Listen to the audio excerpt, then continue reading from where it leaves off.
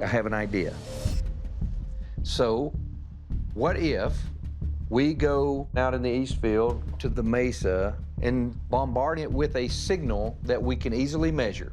Maybe we send 1.6 gigahertz at it. And then we go out to the mesa on the triangle side with the receivers and see if we see that signal and coming out of the face of the mesa right there by the triangle. To test the Native American legends about portals on Skinwalker Ranch, my idea was to use a signal generator to broadcast a strange 1.6 gigahertz radio signal that we've recorded during past experiments into the endpoint where we saw the UAP entering the mesa last year, which is also the same spot where that petroglyph is located. And then Eric will have a signal receiver at the out point where the UAP exited the mesa and flew towards the triangle. Now here's the thing. Due to the long distance between us, Eric's receiver should not be able to detect my transmission. So if he does receive it, that could mean some kind of direct passageway through the solid rock mesa, like a portal, made it possible. It's a worthwhile experiment to see what happens. We'll get boots on the ground right now and find the spot. We're going to start the experiment with a practice run.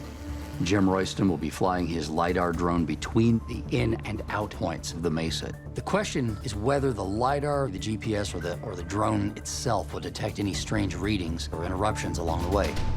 So this is all automated? You've set the path? Yep, so this will have a path. It's going to stay right at 300 feet. Eric will track this path and see really what's happening potentially at the entrance or exit. That's fantastic. Yep. Return to home. Guys, we fully lost it. What happened? It's returning to home. The aircraft completely disconnected. So there's something out there messing with GPS, is that correct? That's absolutely correct, Eric. Okay. All right, guys, so it's coming home. I want your eyes on this. Wow, my gosh. look at that gap. The same spot as the photogrammetry spire. That seems more than a coincidence to me. I agree. Dragon? Yeah, go ahead, Travis.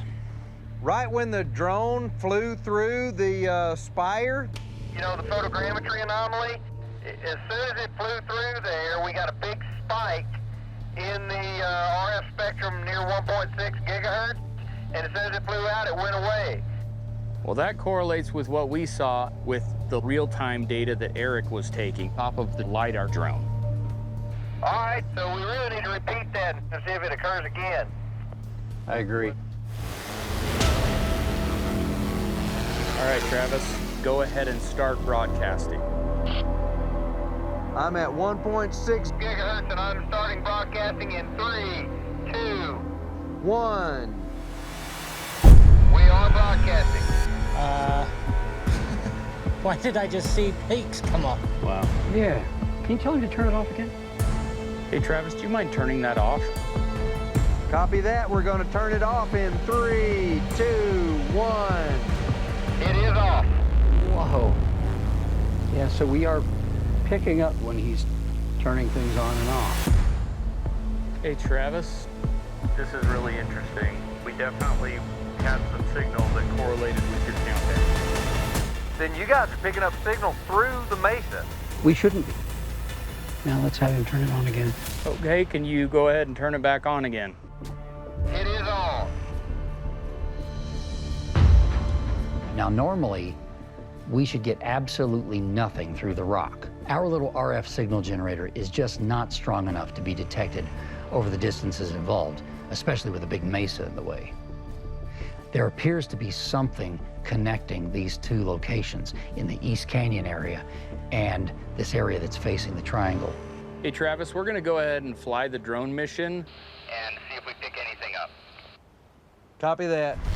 Okay, we're getting good signal though, as you can see. Oh, I just saw Yeah. I just saw a glitch there.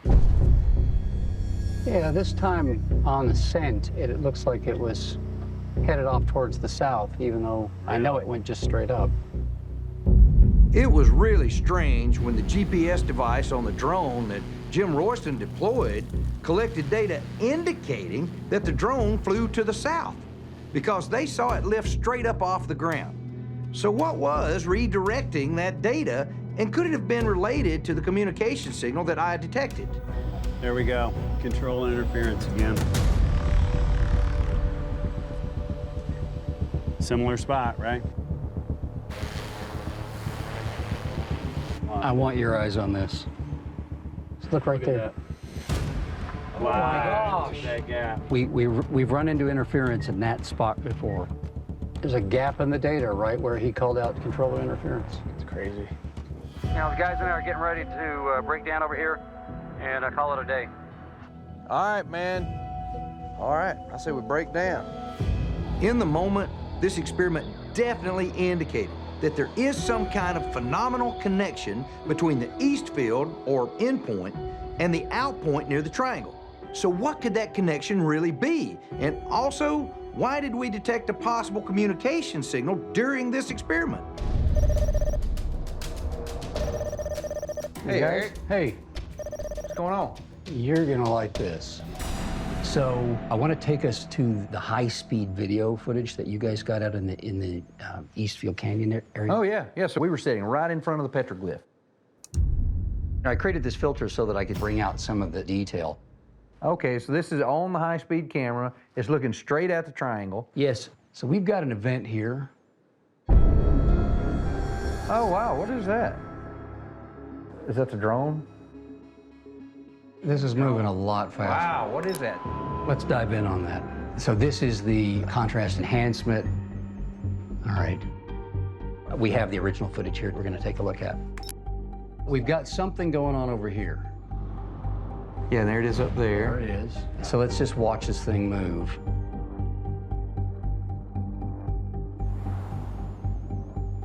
And again, it's daytime. We're not seeing a satellite, and it's not an airplane moving that fast. Now let me show you where it comes into the frame. I don't remember ever seeing anything in the sky like that. So at around the 2:30 mark, this thing emerges. You'll see it on the left-hand side. I'm looking. Right there, up on the top. Got it? Yeah, look at that. Okay, so I'm gonna dive in on the contrast enhancement. All right, so keep in mind it's going 7.5 times faster. Now, one of the things that stands Hey, out look, for me there's is something. It looks like there's something under it, Uh-huh. moving with it. And then what's this thing at the bottom coming up? you see what's happening. Yeah, you here? got 3 things on the camera. Here. 4 things. There's one over here. Here. Yeah, let me freeze this, and let's dive into each of these. Look, back up just a little bit, Eric. So there's something here, Uh-huh. there's something here, and there's something here. Yeah. And as you let it move forward, you can see they're moving, and they're not necessarily moving together, All right. but they're moving at about, oh, look, here's another piece right here. Right. So we've got 4 things in this one frame, which is actually, zoomed in on the footage. Yeah. Yeah, let's take Yeah. a look. One of the things that really stands out for me is this very rectangular geometry, the edge definition. This thing never takes on it never changes its appearance. It always seems to be this rectangular, dark on top, light on bottom type of a feature. And I don't see anything like wings flapping around at all. I sure don't either. And it's moving like an aircraft or something, but much faster. Now look at the change of direction. Oh, and it's sped up. Look what's happening. It's speeding way up. And it seems to be diving, but that's not all it's going to do. Watch what happens here. Oh, it slows down. That thing is basically in the triangle airspace. So it came from, middle of nowhere, swoops in, and then turns back Below cloud level and apparently down. like it's turning to make a final approach here, like it's coming in for a landing or something. Yeah. Seeing this UAP suddenly appear and then maneuver directly above the triangle was incredible, because last year, Look at that. That's interesting. that's right where Jim Royston's LiDAR drone detected a perfectly circular ring with a black void in the center that we've speculated could be related to a wormhole or portal. Could this UAP appearing in that location be evidence that just might confirm our suspicions and maybe validate all the legends we've heard about portals on Skinwalker Ranch?